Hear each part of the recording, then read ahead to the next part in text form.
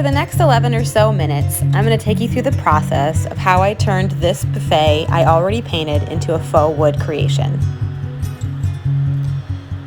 My client's table starts with this look, and we wanted to create the buffet to look similar to it. So this process requires many, many layers to get that faux wood look.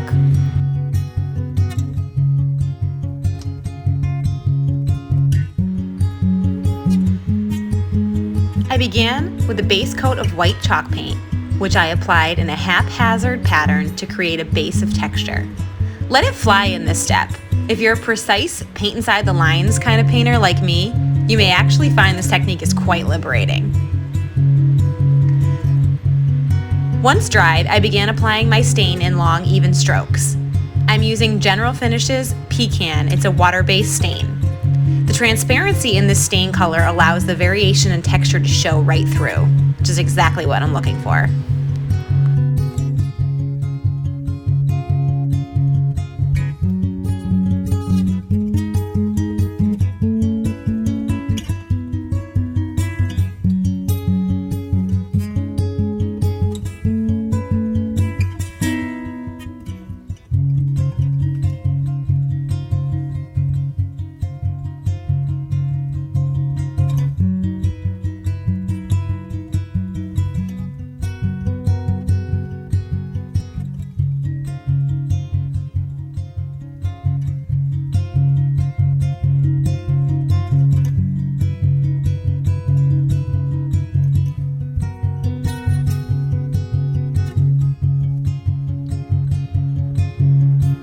It took me a little while to get this process down, I'm not gonna lie. But once I got through 6 drawers, I felt pretty confident, and then I moved on to the sides.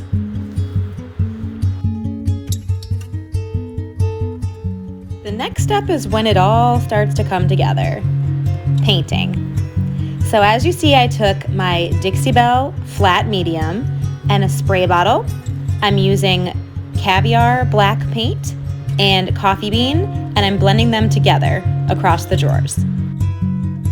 Again, no real uniformity. I just want to get this darker colors on, and I do want to make sure that my stain is transparent and coming through in certain areas. We're trying to get the appearance of wood here, and no 2 boards of wood are exactly alike, so the more variations, the better. And yes, if you're looking at my Dixie Belle medium flat and you're noticing that it's chewed, my dog did get a hold of that brush. But it still works great.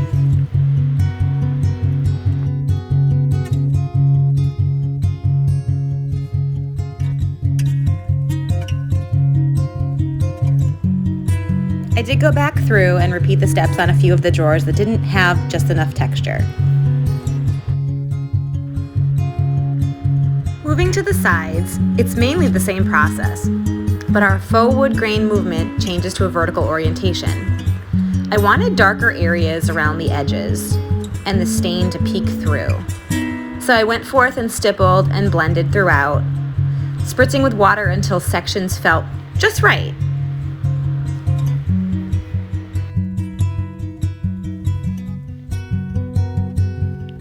If I went too dark, I could always wipe back or add more water.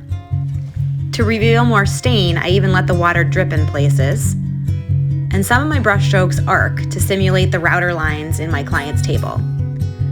So much of this is art. I really didn't know how it would turn out. I really just trusted the brush and the piece to lead me. Okay, I'll be quiet so you can enjoy the window to my creative process. Or if you'd like, just feel free to skip ahead to the 7:25 mark to see where we remain.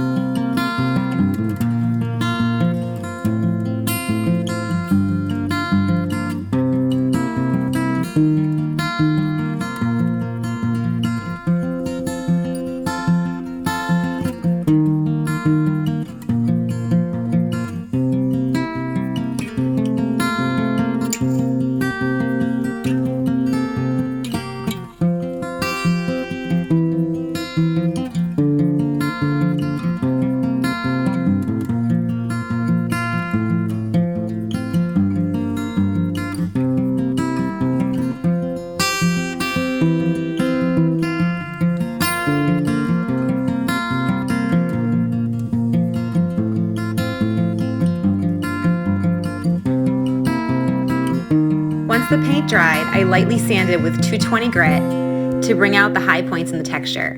This revealed some super cool brushstroke patches, hyper texture areas that I know I'd never create again if I tried. They're pure authenticity right there. I then sealed the whole body with semi-gloss clear coat to give it that shine. And let's talk about this hardware. Doesn't it bring everything together?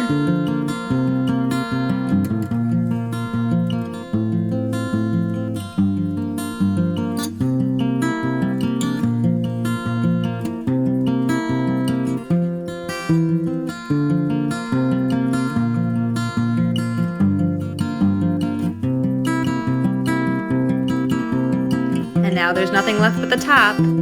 Same process all over again. Here I go with the stain.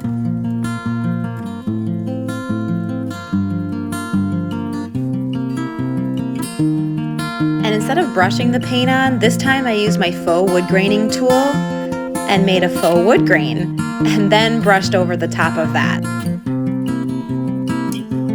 Here's our inspiration table. And there's my final result. Can you tell the difference?